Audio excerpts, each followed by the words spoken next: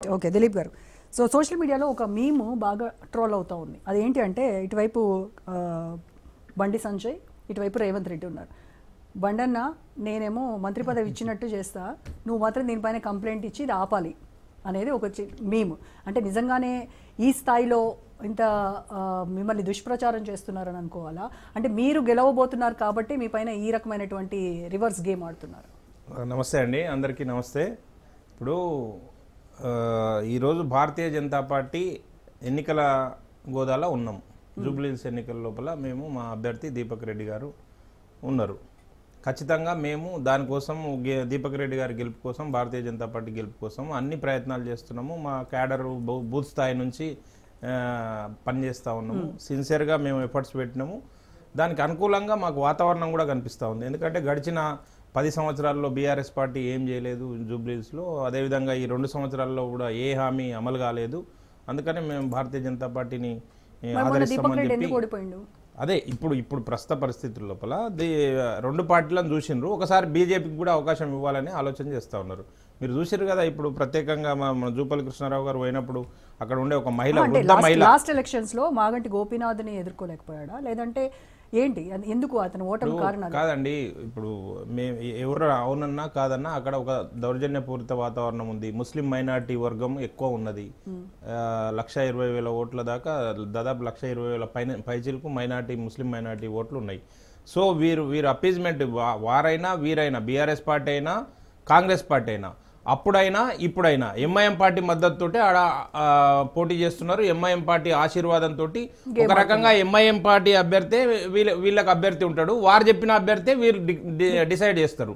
కనుక బీఆర్ఎస్ పార్టీకి ఓటేసినా ఎంఐఎం పార్టీకి ఓటేసినట్టే, కాంగ్రెస్ పార్టీకి ఓటేసినా ఎంఐఎం పార్టీకి ఓటేసినట్టే. ఇంకొక ముఖ్య విషయం ఏంటంటే ఇప్పుడు అక్కడ నియోజకవర్గంలో కానీ లేకుంటే రాజకీయ వర్గాల్లో చర్చ ఏం జరుగుతుందనంటే, ఇంకొక అడుగు ముందుకేసి బీఆర్ఎస్ పార్టీకి ఓటేస్తే కాంగ్రెస్ పార్టీకి ఓటేసినట్టు అంటున్నారు, కాంగ్రెస్ పార్టీకి ఓటేస్తే ఎంఐఎం పార్టీకి ఓటేసినట్టు అంటున్నారు. ఎందుకు అంటున్నారంటే, బీఆర్ఎస్ పార్టీకి ఓటేసి బీఆర్ఎస్ పార్టీ అభ్యర్థిని గెలిపిస్తే బీఆర్ఎస్ పార్టీ అభ్యర్థి అదే పార్టీలో ఉంటాడని చెప్పి కేసీఆర్ గారు అన్న కనీసం గ్యారంటీ ఇవ్వగలుగుతారా?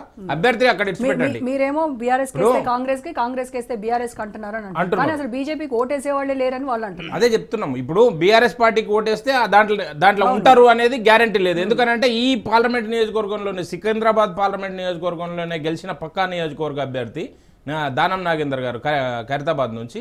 వారు ఏ పార్టీ నుంచి పోటీ చేసిండు మొన్న ఎంపీ ఎలక్షన్ లోపల? బీఆర్ఎస్ పార్టీ నుంచి ఎమ్మెల్యే, కాంగ్రెస్ పార్టీ నుంచి ఎంపీ అభ్యర్థిగా పోటీ చేసిండు.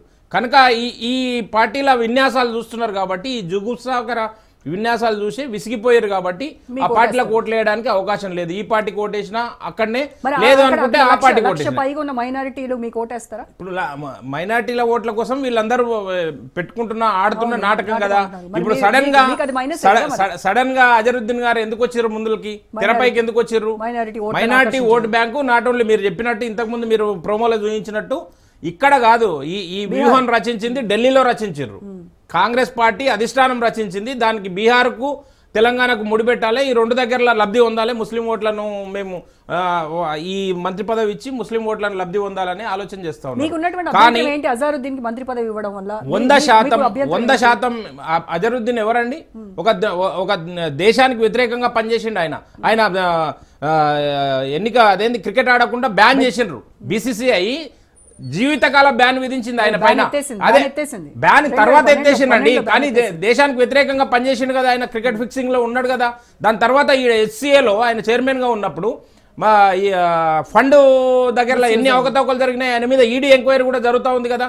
కనుక మేము ఏమంటున్నామంటే, ఆయన క్లీన్ చిట్ కాదు, ఆయన కడిగిన ముత్యం కాదు.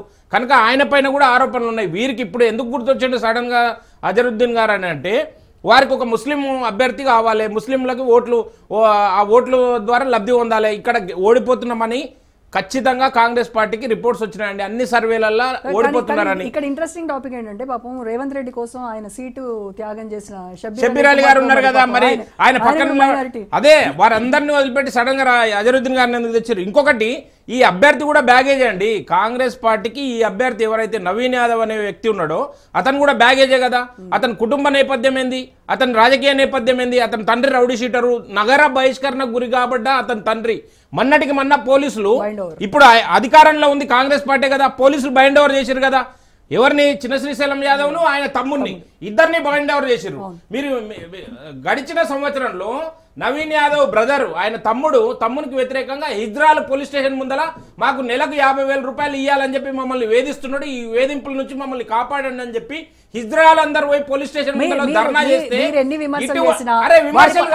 వారి పైన ఇన్ని ఆరోపణలు ఉన్నాయని మీరు చెప్పిన గెలుపు మాదే అని చెప్తున్నారు. అదేనండి నేను ఏమంటున్నానంటే ఇన్ని విమర్శలు కాదు, అది ఆరోపణలు కావు, ఇవి ఫ్యాక్ట్స్. మేము ఏవి కూడా మేము చెప్పినవి కాదు, పోలీస్ రికార్డ్స్ చెప్తా ఉన్నాయి కదా, ఇవన్నీ పోలీస్ రికార్డ్స్ చెప్తున్నాయి, మేం కాదు కదా చెప్పింది. ఆ ప్రభుత్వం ఉన్న ఆయన పైన రౌడీ షీటు అట్లనే ఉంచింది, ఈ ప్రభుత్వం ఉన్న ఈ రౌడీ షీటు. ఇప్పుడు అంత కడిగిన ముత్యం అయితే రౌడీ షీట్ ఎత్తేయమని చెప్పండి, ఎందుకు బైండ్ ఓవర్ చేయించారు ఈ ప్రభుత్వంలో? కనుక మేము ఏమంటున్నాం అంటే మీకు ఎవరు అభ్యర్థులు దొరకనట్టు మీరు నేరమయ రాజకీయాల కోసము ఒక ఎంఐఎం తోటి అపవిత్ర కలయిక చేసుకొని మీరు రాజకీయం చేయడం కోసం చూస్తున్నారు.